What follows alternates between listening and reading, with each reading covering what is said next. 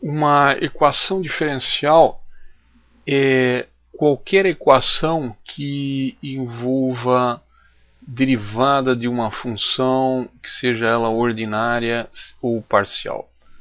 Então, por exemplo, vamos supor que eu tenho uma função y que depende de uma variável x.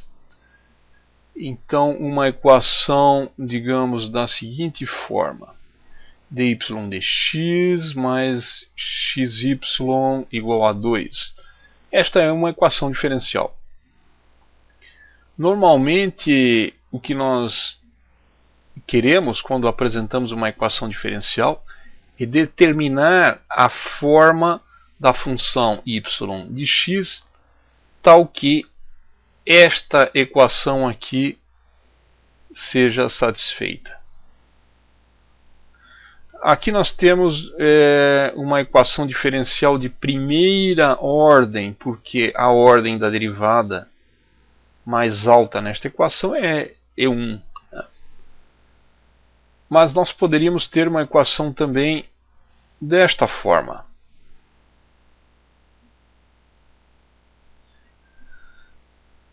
Aqui, esse termo aqui poderia ser ao quadrado, mais xy igual a x. Esta aqui é uma equação diferencial de segunda ordem, porque a ordem da derivada mais alta é 2. Né? Então, resumindo, aqui eu tenho uma equação de primeira ordem e aqui segunda ordem.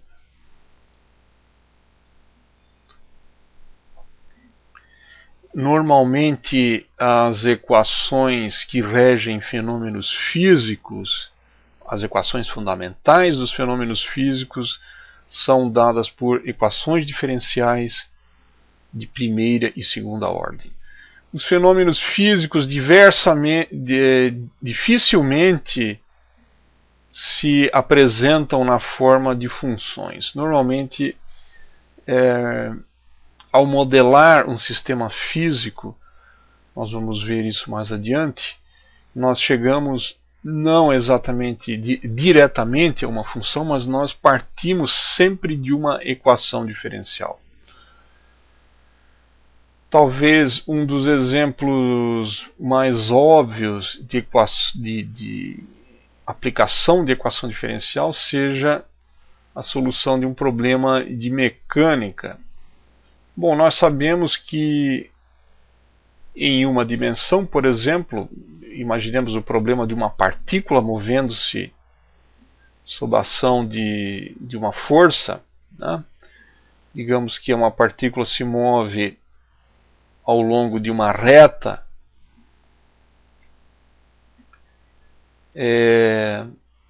Digamos que aqui vamos colocar uma origem. Aqui é 0, né? E vamos supor que a distância, esse ponto aqui, seja o ponto x. Vamos supor que atua uma força sobre a partícula. Se essa partícula tem massa m, a segunda lei de Newton nos diz que a força é igual a massa vezes a aceleração. Escrevendo esta expressão de outra forma, nós podemos dizer que a massa vezes a aceleração, que é a derivada segunda da posição com relação ao tempo, é igual à força que atua sobre o corpo. Ou, de forma mais geral, a resultante das forças que atuam sobre este corpo. Certo? Então, esta aqui é uma equação diferencial, porque envolve a derivada segunda da posição com relação ao tempo. Normalmente, num problema de mecânica como este, nós queremos determinar quem é x, ou seja, qual é a posição em função do tempo. Notemos que a força pode ser dada como uma função do tempo, como uma função da própria posição, e possivelmente como uma função da velocidade. Este aqui é o caso de forças dissipativas, por exemplo. Bom, esta equação vale para uma dimensão, mas nós poderíamos generalizar isso aqui para dimensões superiores, né? Por exemplo, uma partícula movendo-se em 3 dimensões, poderia ser descrita ou melhor dizendo, tem sua dinâmica descrita pelo seguinte conjunto de equações.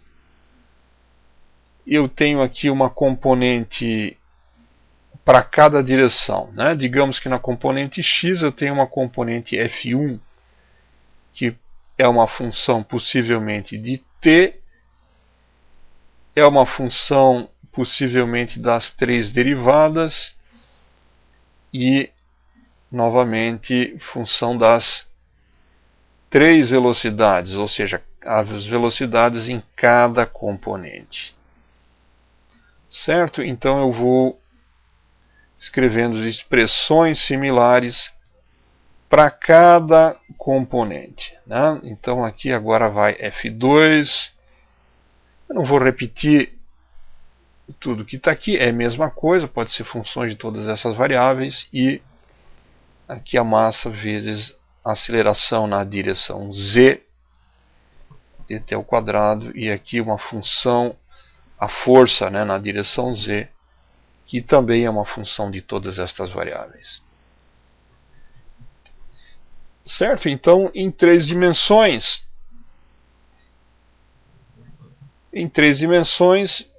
eu tenho um conjunto de 3 equações de segunda ordem que descrevem a dinâmica do problema, né? Aqui eu tenho simplesmente uma dimensão.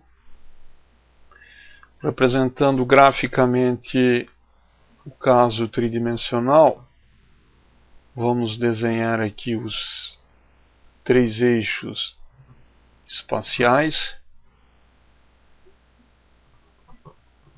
Aqui a partícula de massa m, sobre a qual, digamos, atua uma força resultante agora que é este vetor, né? Lembrando que o vetor F o vetor é com componentes F1, F2 e F3. E a partícula descreve uma trajetória no espaço, né? Certo? Então o que nós queremos determinar aqui são as variáveis x, y e z em função do tempo. Ou em outras palavras, vamos escrever aqui em outra linha, nós queremos determinar o vetor R, que tem componentes x, y e z, sempre em função do tempo.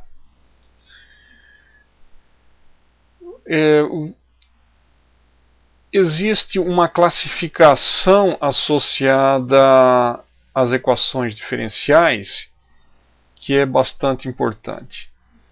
Vamos escrever uma equação diferencial geral na seguinte forma. Isso aqui é f não é força, eu estou falando agora de uma função totalmente geral. Uma equação diferencial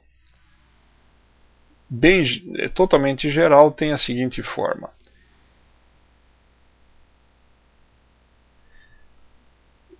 Vamos escrever uma função que envolve derivada enésima de y com relação a x. Certo? Então aqui eu vou escrever até dy dx, y, possivelmente x. Certo? Esta esta é a equação, digamos, é a maneira de representar uma equação diferencial mais geral possível. Nós dizemos que essa equação aqui é linear, ou seja, essa equação é linear se estas funções y e suas derivadas aparecem linearmente nesta equação. Então vamos escrever assim: y e derivadas aparecem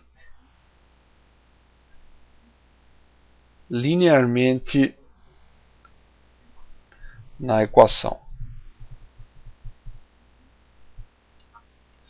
E é claro que ela é não linear, ela é dita não linear, em caso contrário.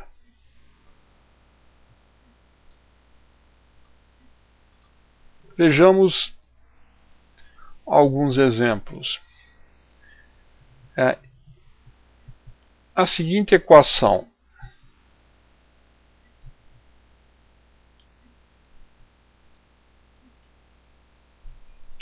esta equação é não linear porque a variável y aparece de forma não linear na equação. Então, a equação diferencial é não linear. Um outro exemplo: dy dx mais x ao quadrado y é seno de x. Esta equação aqui ela é linear porque y e sua derivada aparecem linearmente. Certo? Então essa aqui é linear. Se eu tiver uma equação agora da seguinte forma: dy dx vezes y mais seno de x igual a zero. Esta equação aqui é não linear porque y e dy dx se misturam, certo? Ou seja, eles não aparecem linearmente, não aparecem sozinhos. Então esta é uma equação não linear.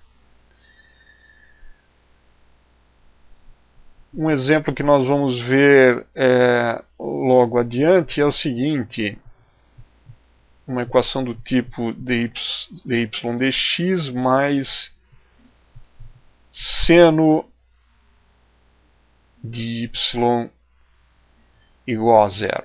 Esta aqui é uma equação também não linear, porque o y não aparece, ele aparece sozinho, mas ele é argumento de uma função não linear, né, que é seno. Então esta é uma equação não linear. Certo? Na equação da dinâmica da lei de Newton, nós a princípio não sabemos se a equação resultante vai ser linear ou não.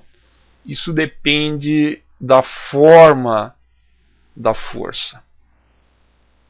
Certo? Ou seja, depende de como o x e o dx dt vão aparecer aqui. Se algum deles aparecer como argumento de uma função seno ou cosseno ou qualquer função não linear, ou for elevado ao quadrado, ou alguma raiz, então esta equação do movimento vai ser não linear.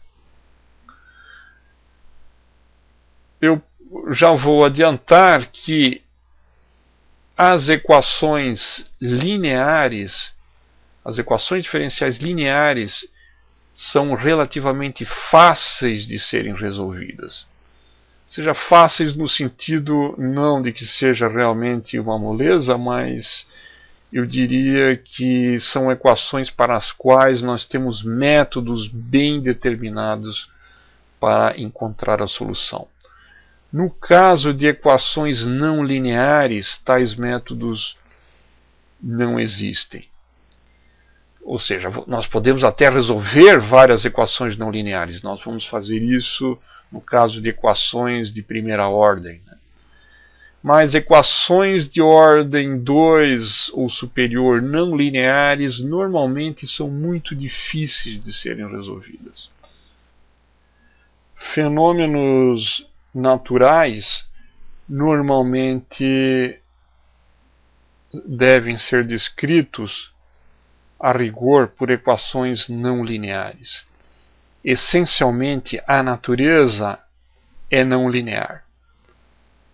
No entanto, como nós vamos ver mais adiante, vários modelos de sistemas físicos lineares são bastante efetivos, funcionando como excelentes aproximações. Então vale a pena nós estudarmos em detalhe os métodos para resolver equações diferenciais lineares. No caso dos nossos problemas envolvendo a segunda lei de Newton, nós veremos, por exemplo, que um sistema mecânico típico envolvendo massa, mola e amortecedor pode ser descrito por uma equação diferencial linear. Bom, façamos uma análise, no caso unidimensional, que é o mais simples, certo? Análises em 3 dimensões, elas podem ser um pouco mais complicadas, porque estas equações que aparecem aqui ficam acopladas. Então eu tenho aqui, na verdade, um sistema de equações diferenciais. Este é um tópico que nós vamos abordar futuramente. Mas nós ainda estamos discutindo a essência básica das equações diferenciais, então consideremos um exemplo bastante simples envolvendo a segunda lei de Newton, que é o exemplo envolvendo o movimento de um corpo ou de uma partícula de massa m num campo gravitacional constante. Então nós vamos supor que nós temos aqui uma partícula de massa m. Vamos imaginar que ela se move na direção vertical, certo? Vamos imaginar que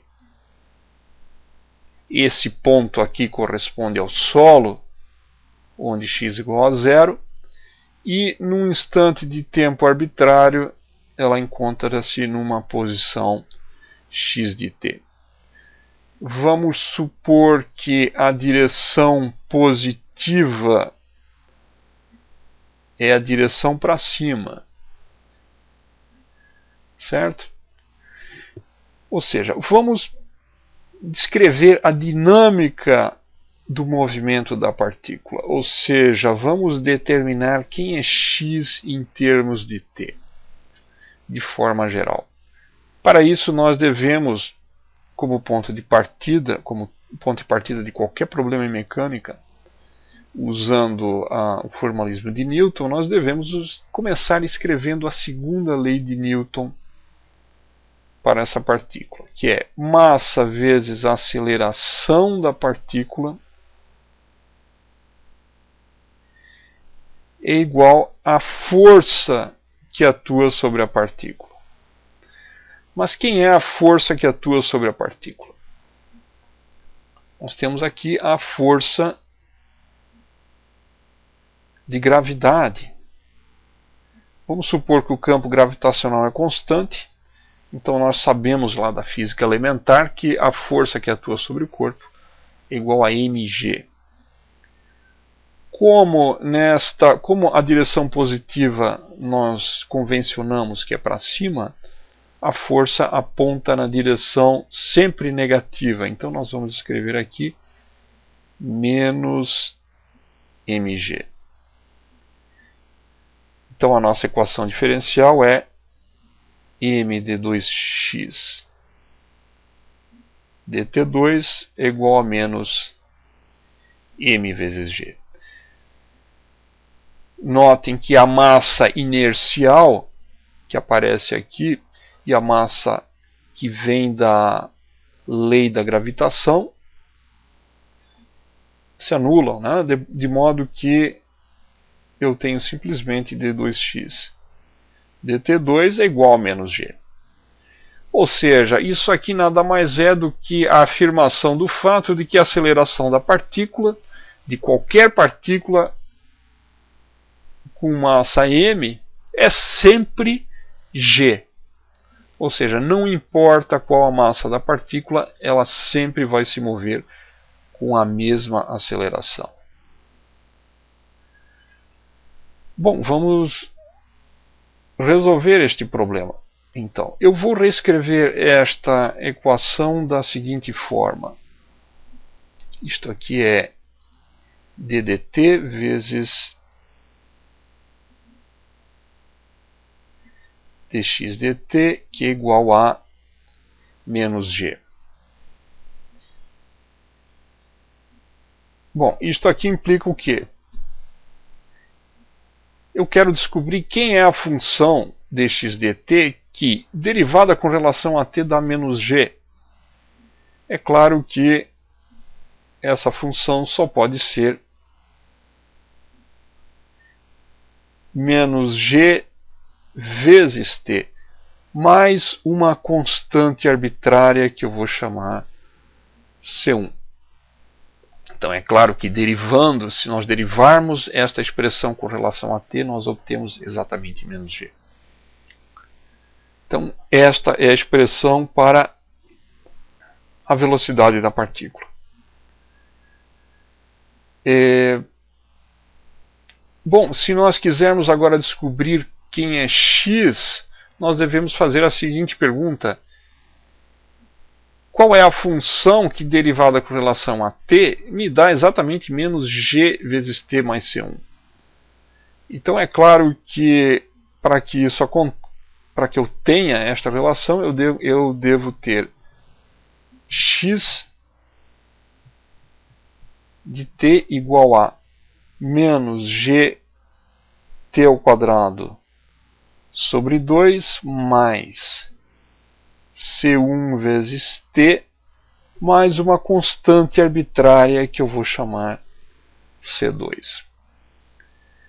Então eu tenho aqui a velocidade da partícula e a posição da partícula em qualquer instante de tempo.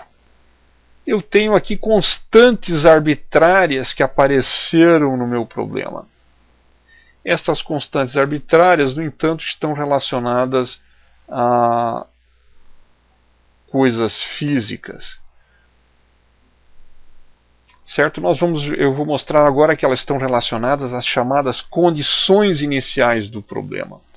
Nós lembramos que lá da física do segundo grau, sempre que nós temos um problema de mecânica para resolver, nos são dadas condições iniciais para o problema. Então vamos supor que seja dada, digamos, a posição da partícula, digamos, no instante t igual a 0, e vamos supor que ela tem um determinado valor que é dado no problema, que é x0.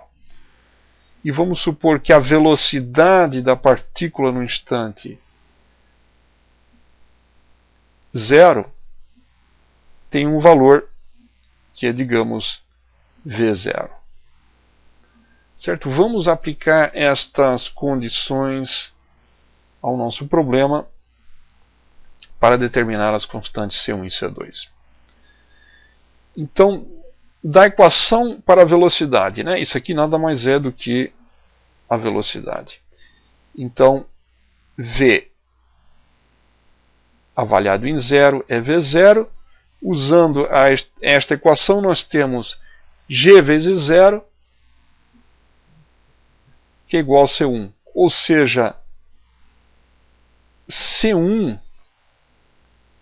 é igual à velocidade inicial. Da segunda equação, o que nós temos? X avaliado em t igual a zero é igual a x0.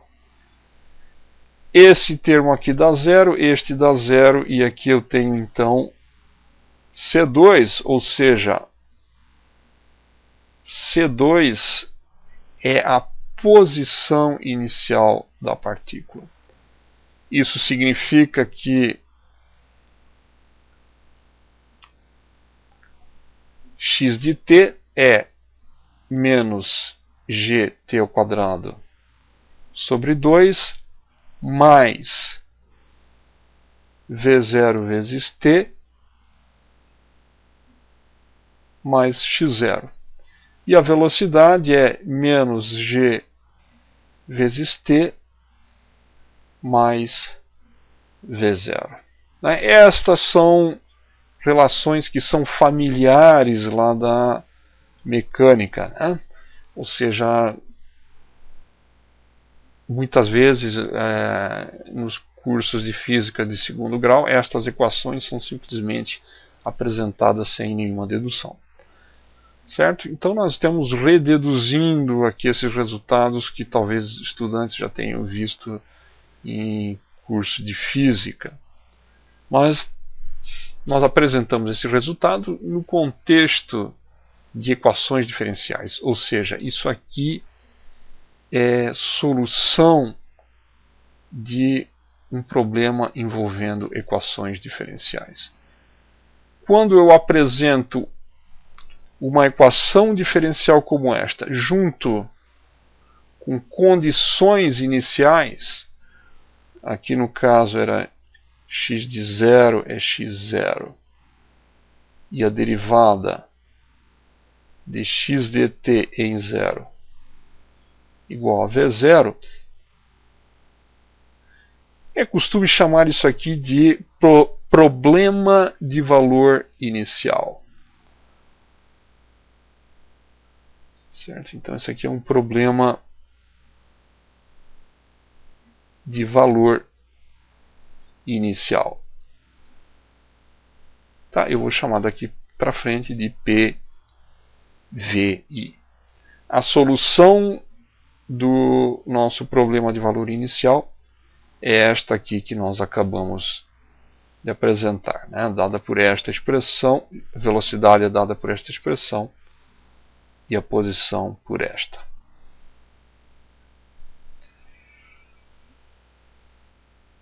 No próximo vídeo nós apresentaremos uma complicação para este problema, ou seja, nós introduziremos mais um elemento que fará com que o nosso modelo seja mais realista.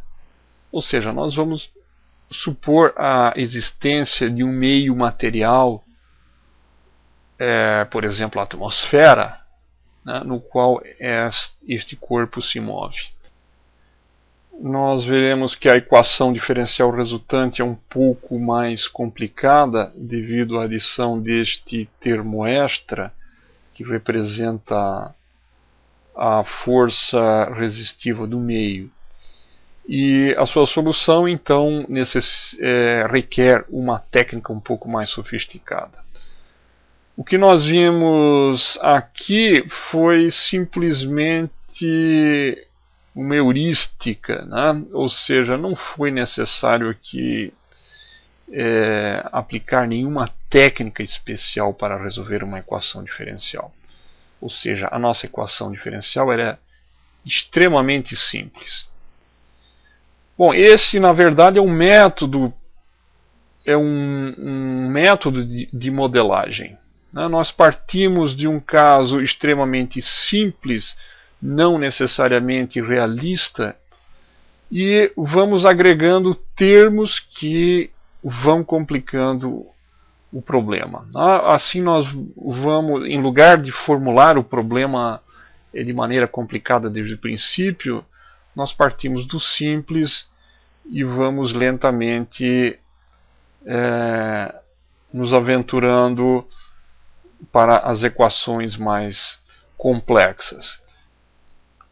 Tais equações mais complexas são mais difíceis de resolver, mas em compensação descrevem o meu sistema através de um modelo mais fidedigno.